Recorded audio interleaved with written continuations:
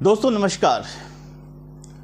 आज मैं फिर आपके पास आपके बीच में एक बार फिर कुछ महत्वपूर्ण समाचारों का विश्लेषण करने के लिए उपस्थित हुआ हूं, लेकिन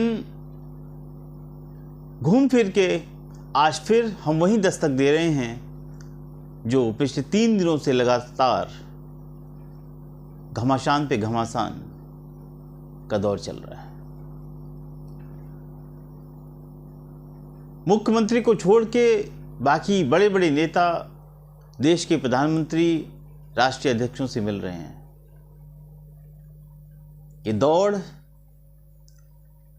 ये मुलाकात क्या रंग दिखाएगी ये तो भविष्य बताएगा, लेकिन इस पूरे घटनाक्रम का कोई सकारात्मक रिजल्ट निकलेगा इसकी कोई उम्मीद नहीं है। हम अपने विश्लेषण की शुरुआत करें उसके पहले हम आपसे फिर एक गुजारिश करेंगे जो बराबर करते आए हैं, और हम समझते हैं कि मेरा हक है आपके ऊपर कि आपसे हम ये निवेदन कैसे कर सकें कि आप मेरे इस वीडियो को लाइक करें, सब्सक्राइब करें और अपना प्यार बांटते रहें, क्योंकि आपका ये प्यार, आपका ये सहयोग हमारी स्वतंत्र पत्रकारिता के लिए बहुत ही ज़रूरी है। यही मुझे बल देता है। दोस्तों मैं आ रहा हूं अपने दोबारा उसी पॉइंट पर। आज कल अगर हम 72 घंटे का घटनाक्रम देखें, लखनऊ से दिल्ली तक का माजरा वही है, किसकी टोपी किसके सर। अब सवाल इस बात का है कि 72 घंटे पहले एक औपचारिक सम्मेलन हुआ अपनी खमियां को गिनाने का, लेकिन वो सम्मेलन कटाजुज हो गया और एक दूसरे की खामियां जो है उछालने का सम्मेलन हो गया। उसको कहा गया कि आत्ममंथन होगा, लेकिन मंथन जो है वो अपने प्रतिस्पर्धा, जिनसे हमारी प्रतिस्पर्धा थी उनके ऊपर चला गया। अब देखिए, कल उप मुख्यमंत्री केशव प्रसाद मौर्य की राष्ट्रीय अध्यक्ष जी से मुलाकात हुई, नड्डा जी से। मुख्यमंत्री जी दिल्ली में थे।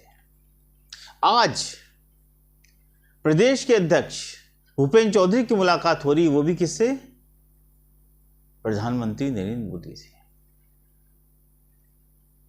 अब सवाल इस बात का है कि जो एक प्रोटोकॉल है कि सीएम मिल सकता है प्रधानमंत्री से, राष्ट्रीय अध्यक्ष से, होम मिनिस्टर से, लेकिन यहां तो सीएम बैठा है यहां घर पे, और अदर्स जो लोग हैं, जो पार्टी के प्रेसिडेंट, स्टेट प्रेसिडेंट हैं, डिप्टी सीएम हैं, ये जाकर आला कमान से मिल रहे हैं।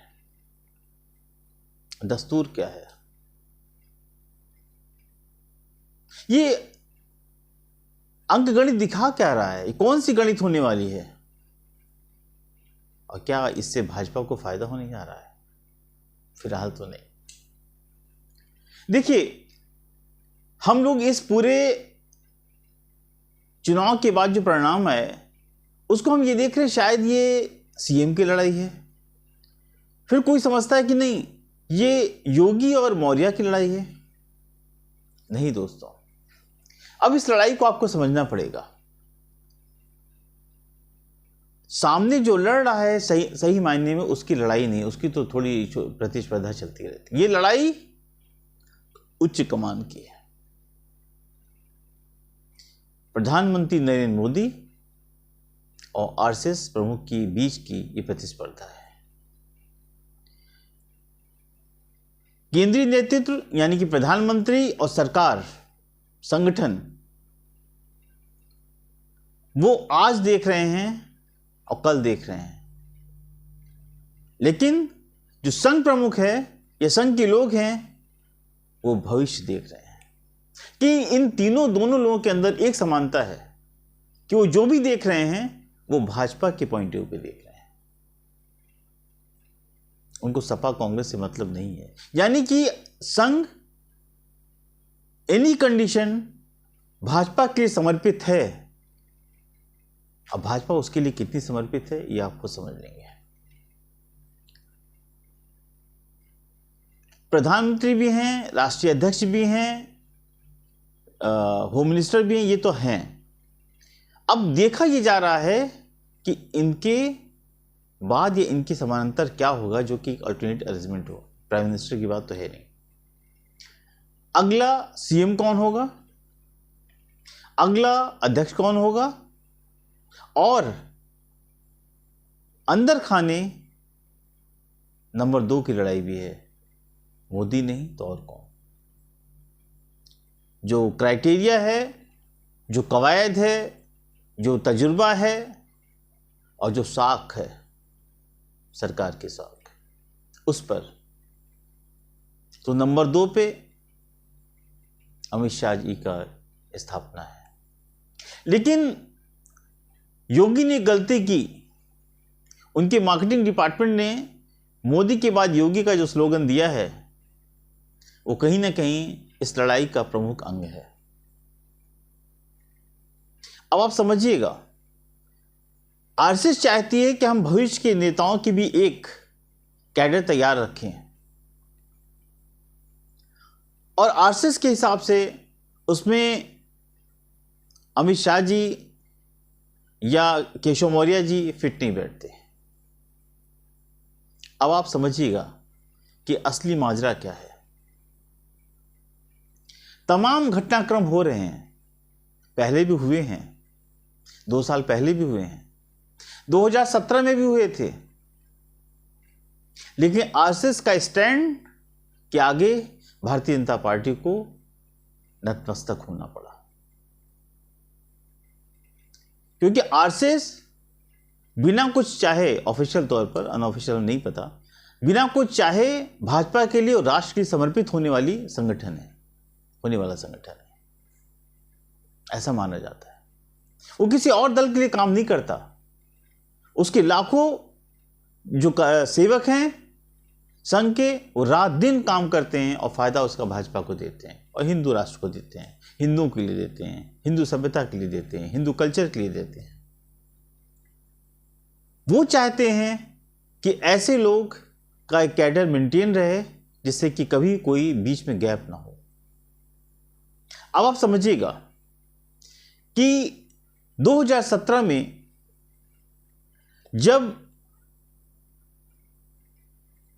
भाजपा की सरकार को, मतलब भाजपा को एक स्पष्ट बहुमत मिला था और ये लग रहा था, लगभग फाइनल हो चुका था कि मनोज सिन्हा जी मुख्यमंत्री होंगे, तो हमारे एक सूत्र ने बताया है, नाम न बताने की शर्त पर, काफ़ी शीर्ष नेता हैं, संघ में भी उनका अच्छा खासा दबदबा है, कि ये फाइनल हो गया कि मनोज सिन्हा को मुख्यमंत्री बनाया जाएगा।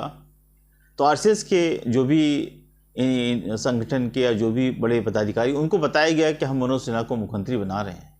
तो उनसे सवाल किया गया कि आप ये मुझे मैसेज दे रहे हैं, गौर करिएगा, इंफॉर्मेशन दे रहे हैं या सलाह मांग रहे हैं।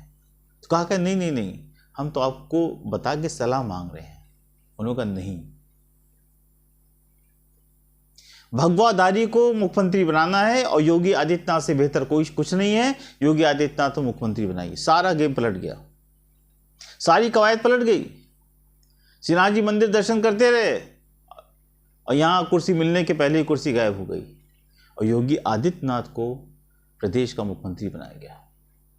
2021-22 में भी हालात हुए थे, जब लग रहा था कि योगी जी अलग थलग पड़ गए हैं।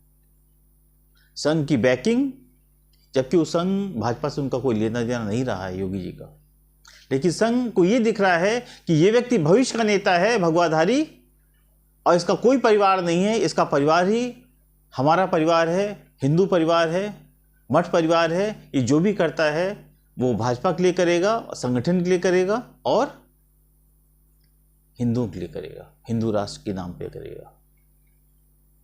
उसकी बैकिंग में आरएसएस बैकडोर से खड़ा रहता है। जब भी योगी के ऊपर कोई विपदा आई है पार्टी या संगठन के अंदर, तो बैकडोर से उनको आगे रखा गया है कि नहीं। अब समझिए कि सारी कवायद तो चल रही है।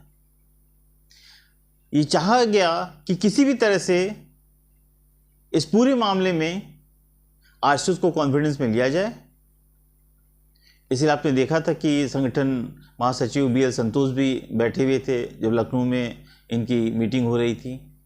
लेकिन आरएसएस जो आप देखना चाहते वो नहीं देखती है।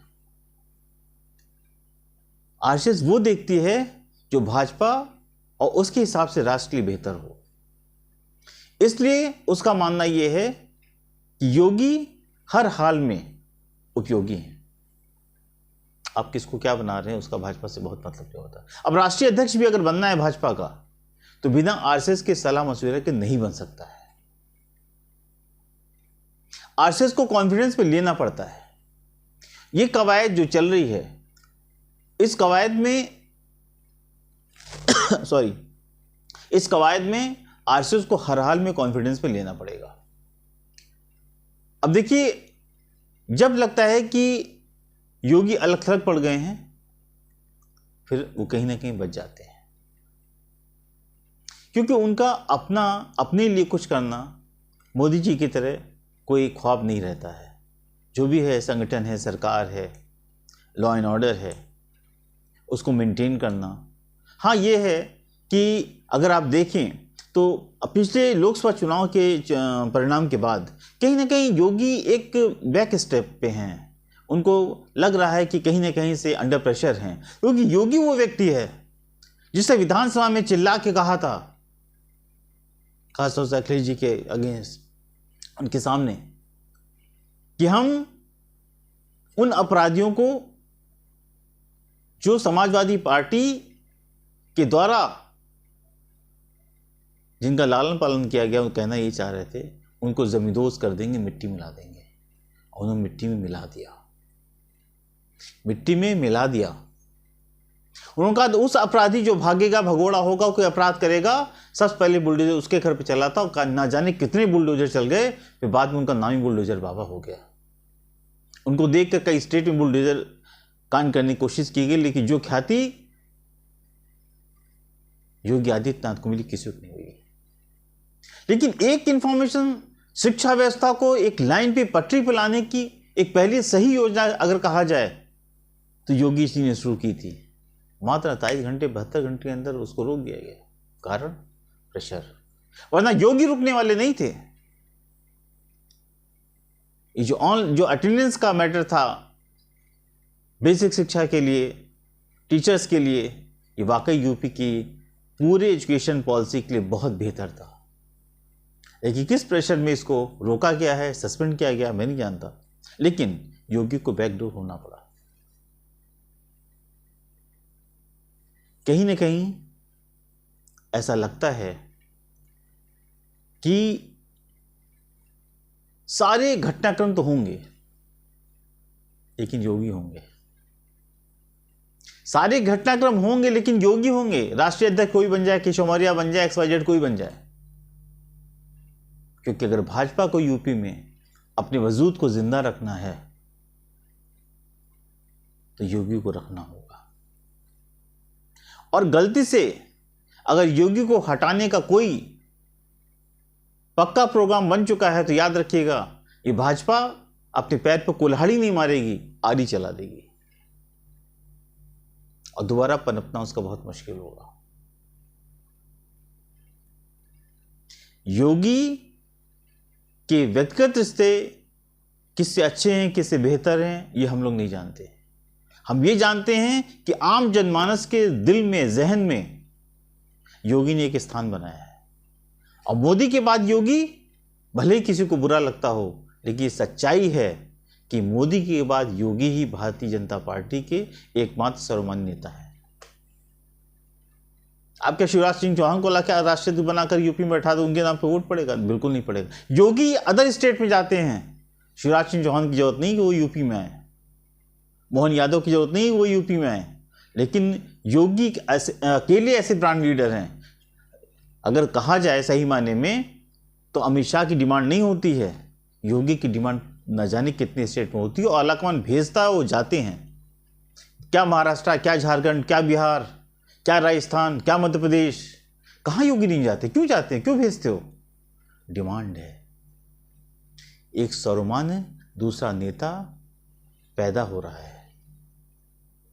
हिंदुस्तान की राजनीति में वो क्या करेंगे नहीं पता, उत्तर प्रदेश की राजनीति में आगे कितनी सक्सेस होंगी। कि भारतीय जनता पार्टी की राजनीति में निश्चित रूप से योगी एक ब्रांड है, और योगी को हटाना या योगी के पर को कतरना भाजपा के लिए शुभ समाचार तो नहीं होगा। ऐसे में ये जो दिन प्रतिदिन घटनाक्रम बदल रहे हैं, इस घटनाक्रम का कुछ भी मतलब हो ना हो, लेकिन एक बात है, अब इस पूरी लड़ाई का एक एपिसोड देखिए, क्यों योगी निशाने पे है। अब क्यों योगी निशान, अगर मान ली कि लोकसभा चुनाव, मान लिया जाता है लोकसभा चुनाव के अंदर भारतीय जनता पार्टी ने खराब प्रदर्शन किया, बिल्कुल किया, सारे टिकट बांटे सेंटर ने, यानी कि सेंटर भी एक पार्टी होगी। प्रेसिडेंट कौन थे? भूपेंद्र चौधरी, संगठन के पुरोधा। कहा जाता है संगठन ऊंचा था, ऊंचा है, ऊंचा रहेगा, बड़ा है, बड़ा है, बड़ा रहेगा। तो जब बड़ा है, बड़ा रहेगा, तो बड़े लोग कहाँ हैं? क्यों योगी निशाने पे? जो बड़े वाले संगठन के उनके नेताओं को सामने लाके खड़ा करो। उनसे प्रधानमंत्री जी आज जाके मिल लिया, योगी से नहीं मिले। अगर यूपी में पराजय का ही मुद्दा है तो उसमें 3 लोग दोषी होंगे, एक केंद्र, एक भूपेंद्र चौधरी और योगी। उसमें डिप्टी सीएम भी होंगे, सरकार के हिस्सेदार हैं। तो महज निशाने पे योगी क्यों है? मैं आपकी जानकारी के लिए बता दूं, अकेले प्रधानमंत्री की चुनाव क्षेत्र बनारस में 12 में से 9 विधानसभा क्षेत्र में उनको बहुत कम वोट मिले। कई सीटों पर तो अगर आप लोकसभा चुनाव का आकलन करें, उसमें 9 सीट लगभग भाजपा हारी है। इस बारे में अमेठी देखिए, अमेठी आप हारे, संगठन वाले अपनी जिम्मेदारी क्यों? कितनी बड़ी बेइज्जती की बात है। अमेठी जैसी चीज जगह को जहां भाजपा कहती थी मेरा आधिपत्य हो गया है, वहां स्मृति ईरानी पूरे मोदी कैबिनेट से सबसे ज्यादा वोटों से हारने वाली, 2.25 लाख वोटों से हारने वाली स्मृति ईरानी है। किसकी गलती है? ये जिम्मेदारी कौन लेगा? योगी? भूपेंद्र चौधरी क्यों नहीं लेंगे? मौर्य क्यों नहीं लेंगे? अमित शाह जी खुद गए थे अमेठी, नहीं लिया। निशाने कौन? योगी। बनारस के एक भाजपा के वरिष्ठ नेता हैं और काफी करीबी हैं संघ के, उनसे मेरी आज बात हुई क्या कि बनारस में ऐसी स्थिति क्यों आई। उनका देखिए, नाम का जिक्र मत करिए, मैं आपको बताता हूं कि यहां हो क्या रहा है। इस पूरे बनारस की जो कॉन्स्टिट्यूंसी, इसके अंदर सबसे ज्यादा ब्राह्मण वर्ग का आधिपत्य है। लेकिन होता क्या है, यहां पर हर बार पटेल या पिछड़ी जाति के लोगों को अध्यक्ष बना दिया जाता है। लगातार जो ब्राह्मण वोट बैंक है उसको इग्नोर किया जाता है। वो सोचते हैं तो बीजेपी का वोट बैंक है, तो मर्जी को वोट दे ही देगा।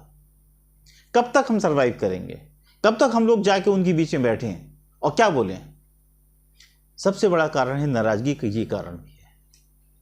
वो निकले ही नहीं कि ठीक है, अगर पटेल को और बैकवर्ड को ही सब कुछ करना है तो हम क्या करेंगे, हमारा क्या भविष्य है।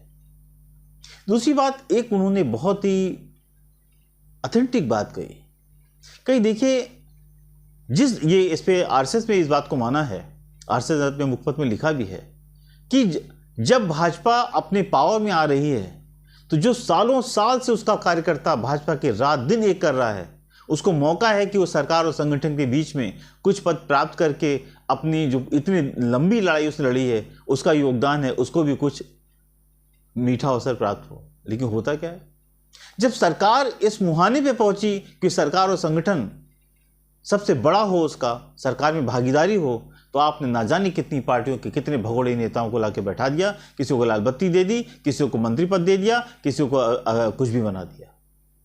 असम का मुख्यमंत्री कौन है? जिंदल को टिकट एक दिन पहले ज्वाइन किया और हरियाणा से टिकट दे दिया। आधे हरियाणा के लोग कांग्रेस या दूसरी पार्टियों से आए हुए हैं, अधिपत्य उनका हो गया। आम कार्यकर्ता क्या करेगा? सिंधिया जी ये तोड़ कर गिराए, मंत्री बन गए, सांसद बन गए। चौहान साहब मुंबई से आए, दूसरे राष्ट्रपति का टिकट दे दिया। तो अगर बाहर के लोगों को ही टिकट देना है तो आम कार्यकर्ता जो से 20 साल 25 साल 2 दशकों से भारतीय जनता पार्टी के लिए रात दिन नहीं कर रहा, तो उसका क्या भविष्य है? उसका कोई भविष्य है? नहीं है। ये नाराजगी बहुत भारी पड़ रही है और ये आरएसएस ने अपने जो है साप्ताहिक उसमें लिखा भी है, आज भी लिखा है, अजीत दादा क्या जरूरत है? जो आदमी इतना करप्ट है, जिसके ऊपर लाखों करोड़ हजारों करोड़ के जो है गबन के आरोप हैं, मुख्यमंत्री प्रधानमंत्री खुद कहा चक्की पीसिंग आज वो के भाजपा की शोभा बढ़ा रहा है, उसको एमएलसी चुनाव में अपने के घूम रहे हो। इससे क्या भाजपा कार्यकर्ताओं पे फर्क नहीं पड़ता? आरएसएस का मानना इसके कारण भाजपा हारे रही है और हारेगी अगर उसने अपने इस चल में सुधार नहीं किया। अगर कांग्रेस के बल पे ही आपको सरकार चलानी है, उसी के लोगों को लाकर रख करके मंत्री बनाना है, तो भाजपा कार्यकर्ता क्या करेगा? ये एक बहुत अहम सवाल है। इस पूरे अगर प्रकरण को देखिए तो घूम फिर के आरएसएस भविष्य की चीज को देख रही है, भाजपा वर्तमान देख रही है, और आपसी प्रतिस्पर्धा वाले लोग इस मौके पे लोहा गर्म है उस पर वार करना चाहते हैं, चाहे वो योगी के नाम पे हो या मोदी जी के नाम पे हो